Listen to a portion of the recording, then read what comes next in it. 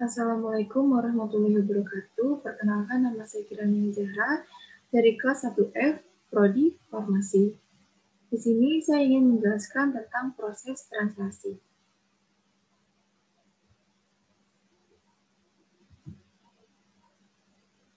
Translasi dalam genetika dan biologi molekuler adalah proses penerjemahan urutan nukleotida yang ada pada molekul mRNA menjadi rangkaian asam-asam amino yang menyusun suatu polipeptida atau protein.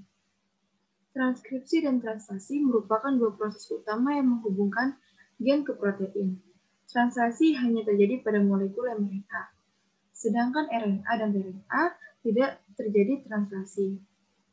Molekul mRNA merupakan salinan urutan DNA menyusun suatu gen dalam bentuk rangka baja terbuka.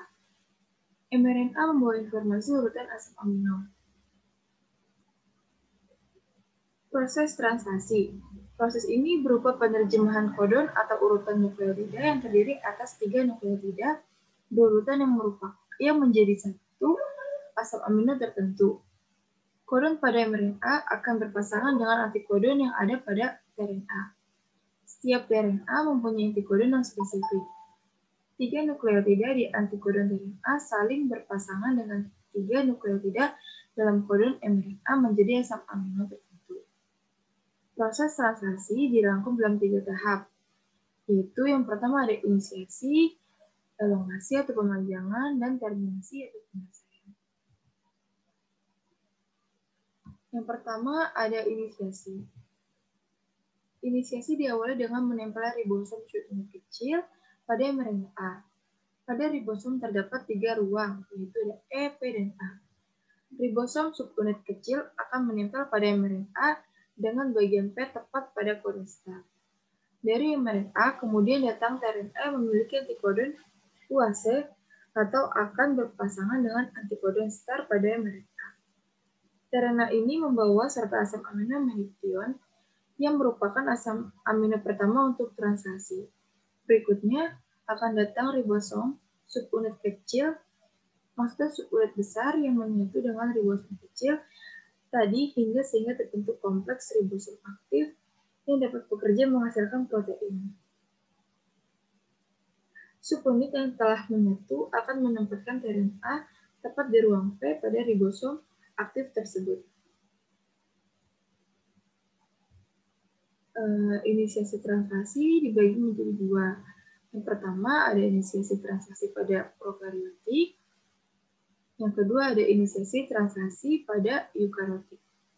Pada prokariotik, faktor inisiasinya yaitu ada IF1, IF2, dan F3. Sedangkan pada eukariotik, faktor inisiasinya yaitu ada EIF4A, EIF4E, dan EIF4G. Dalam terbentuknya kompleks inisiasi, primer tRNA menempati lokasi P dari ribosom dan situs A dibiarkan kosong. Ribosom pada dasarnya terbagi menjadi subunit kecil dan subunit besar. Seluruh proses inisiasi difasilitasi dengan protein ekstra yang disebut faktor inisiasi yang membantu mengikat subunit ribosom dan tRNA ke rantai mRNA. Selanjutnya, proses seterusnya tidak akan ada perbedaan. Yang kedua ada elongasi. Elongasi translasi merupakan proses penambahan asam amino baru terhadap rantai asam amino yang telah sebelumnya terbentuk. Diawali dengan datangnya tRNA yang memiliki antikodon yang bersesuaian dengan kodon dalam ruang A ribosom.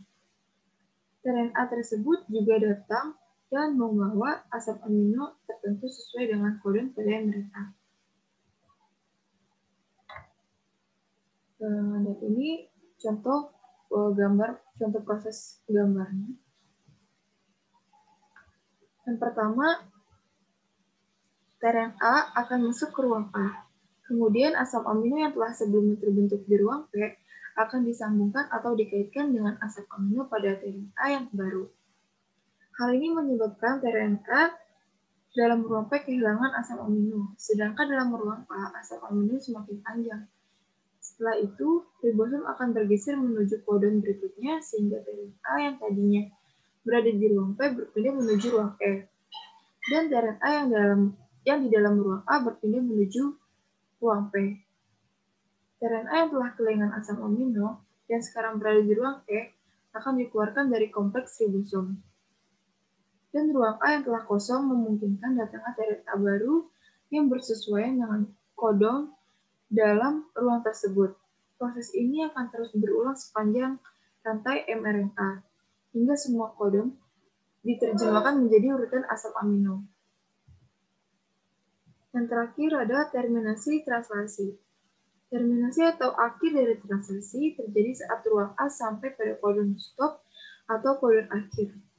Kodon ini tidak akan memanggil tRNA tertentu, tetapi akan mengaktifkan struktur pelepas yang menyebabkan ditambahkannya molekul air pada rantai asam amino yang terbentuk. Penambahan molekul air ini menyebabkan rantai asam amino lepas dari ribosom dan siap dimodifikasi sehingga menjadi protein yang fungsional. Setelah itu, kompleks ribosom dan mRNA akan terpisah dan proses translasi akan berakhir. Ribosom subunit kecil, subunit besar, dan mRNA akan berpindah sehingga akhir dari proses translasi. mRNA tersebut dapat mengalami translasi berulang kali oleh banyak ribosom yang berbeda. Sekian penjelasan dari saya mengenai proses translasi. Kurang lebihnya mohon maaf. Wassalamualaikum warahmatullahi wabarakatuh.